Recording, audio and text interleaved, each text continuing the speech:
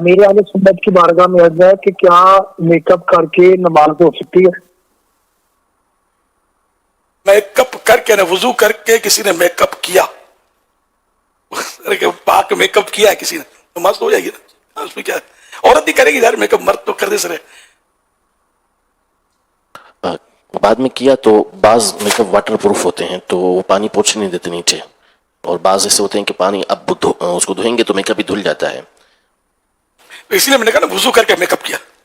اب وہ make up ایسا ہے کہ جو نیچے پانی نہیں بہتا، ایسے سخت میک اپ بھی ہوتے ہیں چپک جاتے ہیں، تو اب جب وضو کی باری ہے تو چھڑانا ضروری. جیسے نیل پالش، اب تو سنا نیل پالش بھی ایسی آئی ہے کہ جو وہ ناخن کو ڈھکتی نہیں ہے، خالی جیسے کہ مہندی کا کلر ہوتا ہے، مہندی کا وہ کلر جو لائٹ کلر جو ہوتا ہے، اب جو اتر جس کی تیز جمتی نہیں ہے، سنا ہے کوئی ایسی آتی ہے نا میں اب نیل پالش. تو اب اگر کوئی ایسی واقعی آتی ہے تو پھر اس کا مسئلہ الگ ہے، لیکن اگر نیل پالش ایسی ہے کہ جس کی تیز جم جاتی ہے، پپڑی اترتی ہے جس کی نیل پالش کی اترتی ہے، پھر وہ کیمیکل سے اتارتے ہیں، تو یہ اگر نیل پالش وضو کے بعد لگائی تو تم نماز پڑھ سکیں گے.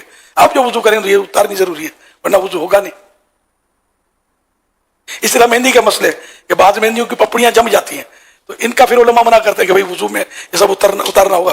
وضو کر کے لگائی نو پرابلم، اب وضو کریں گے تو ہٹانا پڑے گا.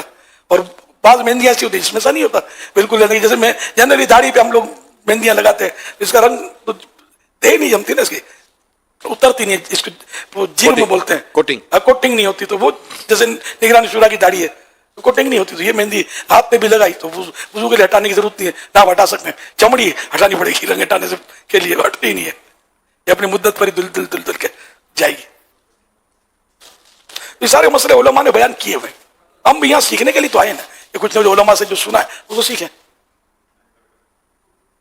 صلو علی الحبیب صلی اللہ علیہ محمد.